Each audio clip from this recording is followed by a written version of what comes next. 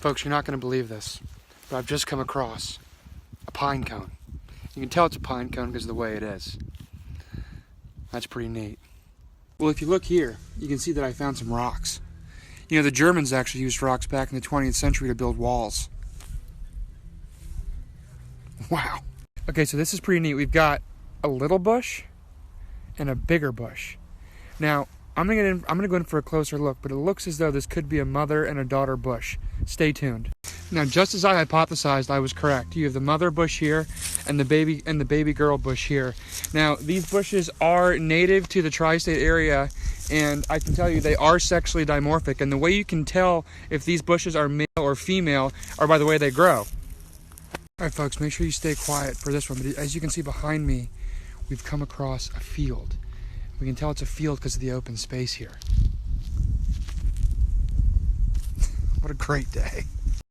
Hey gang, so we're really killing two birds with one stone here, as it were. Not only, as you can see, we've got some moss, but we also have some pizza mushrooms. Now, mushrooms are native to the tri-state area as well, and these are the kind of mushrooms that you'll find on any pizza around the world. So take a closer look. Yum. Okay, so I gotta be quiet for this one. Never in a million years would I have thought that I was gonna stumble across this in my career, but we've just come across a brook. And you can tell it's a brook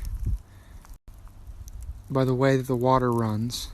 It's amazing how peaceful it is out here. Now obviously this brook is going to be home to all different types of aquatic life, fish, frogs, that kind of thing. But anyway, it's just really a great day. So now I just want to talk quickly about walking staffs. Obviously they provide a wonderful amount of lumbar support along with helping you balance on uneven terrain. Now, obviously everybody's different.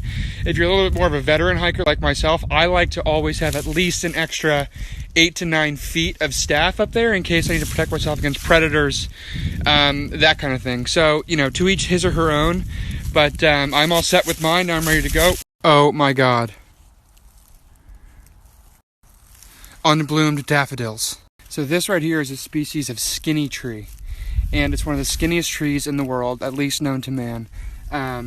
And you can just tell by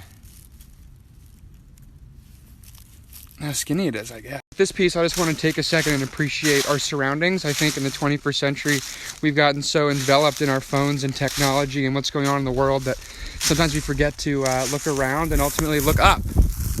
Hey, Sky!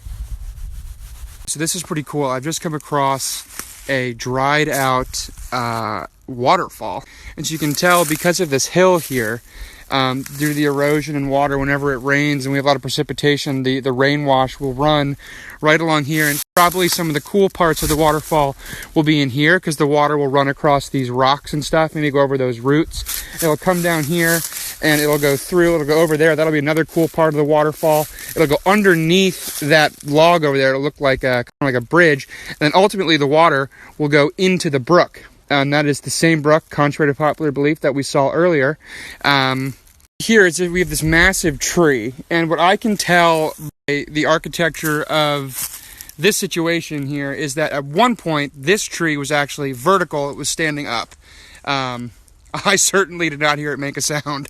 So it looks like up here I've stumbled across some sort of ancient Asian hut or house or a place of worship. I'm going to get a closer look and see if I can discern what type of gargoyles we have up here on the roofs and see if I can get a better look. Hold on one second.